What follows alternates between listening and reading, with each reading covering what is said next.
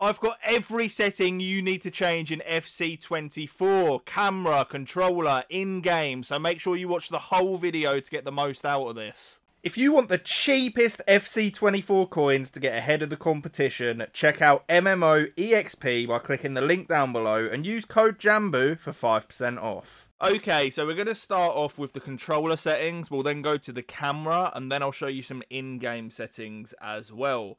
So obviously, I play a little bit different to a lot of other people. I play on alternate controls, but it doesn't really change, you know, anything. I'm not going to say that you need to change to alternate. It's just what I'm used to. But we have these controller settings here. You may as well put competitive on, because no matter what online, it's going to be that anyway. Shot assistance, you want that assisted. You want timed finishing on. You want the through pass assistance semi, assisted, assisted. Pass receiver lock. So this one you definitely want on late. I've seen a few people say that they have this on like animation start, power up, and you definitely want it on late. It's like, it's far too often, you know, in this game where you go to play a pass and by the time the ball is going to leave your player's foot, that passing option is no longer there. This allows you to change that. I'm pretty sure at a high level every single player will have that on late.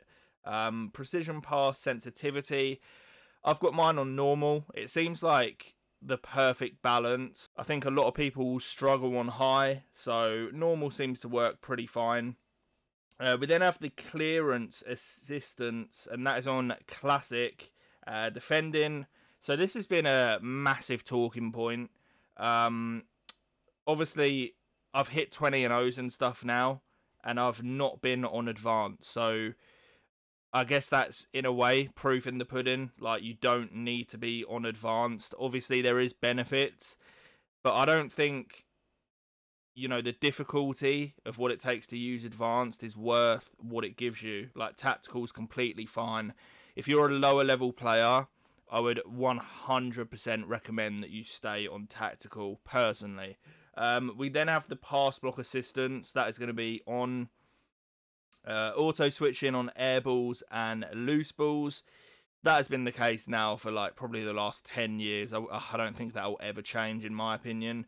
Auto switching move assistance. Now, in my opinion, you can go on either low or high. You don't want it on none. I did try it on none, and with how the defending is this year, it just turns everything into a complete mess. So I've been running on low, but you can try high as well. Right stick switching, I've gone for classic. I think that's really the only option. I'm not really sure if adaptive is still broken like it was last year. Like, it literally didn't work and it made the game freeze and stuff. But classic, in my opinion, that is the way to go. We've got player relative, right stick switching sensitivity. So that is going to go on 4. I have actually tried this on 6, and the sensitivity actually makes a massive difference. At least for me, when I was right stick switching on 6, it just felt all over the place. Like, it was going to players that I wasn't trying to go to, and it just, 4 seems so much better, at least in my opinion. So I would recommend trying 4. Because 6, like, even I couldn't really deal with it. Maybe I would have got used to it, but it just felt all over the place. Classic on the next player switching. Player lock. These are so broken this year. Like, if there's one thing I can go and recommend you guys to go and learn, it is the player lock. It is crazy, man. Because obviously you can control a player off the ball, but the passes and stuff that the AI does when you activate it, they're so assisted and broken that they're better than what you could ever play by doing it actually on your own. So player lock is definitely one to learn. You want that on. Icon switching, honestly, you want to get that off. Absolutely useless setting, in my opinion. We have the orbit dribbling. I don't really ever use it, but there's no harm in having it on, because you have to hold L1 and L2.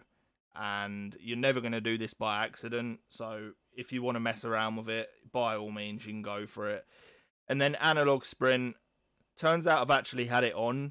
Doesn't really matter either way. You can basically do like a half sprint, by half holding down the sprint button. So that is how that works. But let's move on to the camera. So a lot of people ask for my camera settings. I like to see the absolute most of the pitch possible. And it never used to be like this for me. I used to prefer a more zoomed in approach. But I feel like sort of close proximity dribbling and reactions, they're not rewarded anymore as they were in past years compared to just spamming through balls in behind. So for me, I need to be able to see more of the pitch because I need to be able to mark and also see the options for my through balls on attack. So I go with co-op. We have 20 height and 0 zoom. And I'm pretty sure that allows you to see like the most of the pitch out of anyone. It's great for keeping the ball because you can always see where your wingers and fullbacks are, even on the other side of the pitch. You're always going to be able to see the runs that your striker, for example, is making in behind. And it is just overall very, very useful. But what I'm going to do now is I'm going to quickly go in game and I'm going to show you a couple more settings that are going to really help you out. Okay, so once you get in a game, you can set this, and there's some stuff in here that's really going to help you. It's actually on the trainer, and a lot of people will just automatically turn the trainer off. I used to be one of those people as well, but there's some stuff on here that genuinely just gives you a massive advantage in game. Like, it's as simple as that. So what you're going to want to do here is make sure that FC trainer is on show. And you can, there's a lot of options here. So this one's really good for like the power shots because you can literally see where you're aiming. You've got the run indicator, which I recommend having on. But there is some real good ones here. So like, you see this offside indicator? You can turn that on and it's literally going to show you like when your players are offside. And that is such an advantage, like an unbelievable advantage, because it works both ways. Like if they've gone in through, like making a run in behind, if you see that little icon, you know you don't have to drag back and mark them because they're offside. And at the same time, as soon as you see that icon on one of your players, like if it's a tight one, you're going to know that you're actually off. So that one alone is definitely worth having on. I'm not sure why right now it's not letting me change the timed finishing one, but in Ultimate Team it will let you change this, and you want to have that on because you're going to be able to see exactly when you can green time your shots. I have it on in Ultimate Team, and it's just broken really because you don't have to look in close and see like, you know, when's the animation for the shot going to happen where I've got to press it again. Instead, you've just got a massive green bar above your head and you can just green time every shot. So that one is super, super good. I feel like this shot target one, a lot of you will get on with as well. That will help you out in game. But the main two, definitely timed finishing and also the offside indicator.